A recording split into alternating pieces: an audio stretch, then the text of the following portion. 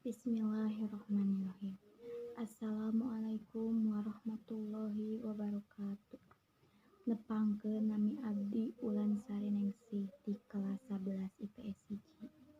Sekolah di SMA Negeri 1 Ciranjang. Abdi di dieu bade macakeun biantara COVID-19. Abdi hormat ka Bapak Guru atanapi ka Ibu Guru Dewan Perwakilan Pendidikan oge rerencangan sadayana anu dipikacinta. Oge seueur anu hadirin anu dipikacinta. Kalayan kasempatan ieu urang bakal naroskeun masalah corona atanapi anu disebut COVID-19 araranjeun sadayana atos terang COVID-19 eta teh naon.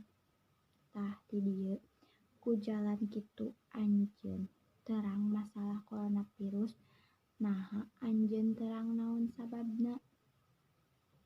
Sababna teh virus corona eta mangrupikeun wabah anyar ti Tiongkok.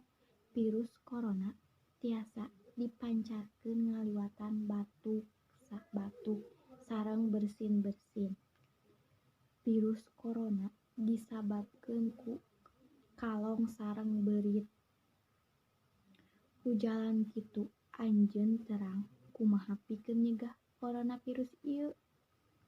Gagasanna nyaeta anjeun kudu mineng-mineng awas supanangan ku cai anu ngalir, kudu ngaemameun anu sehat,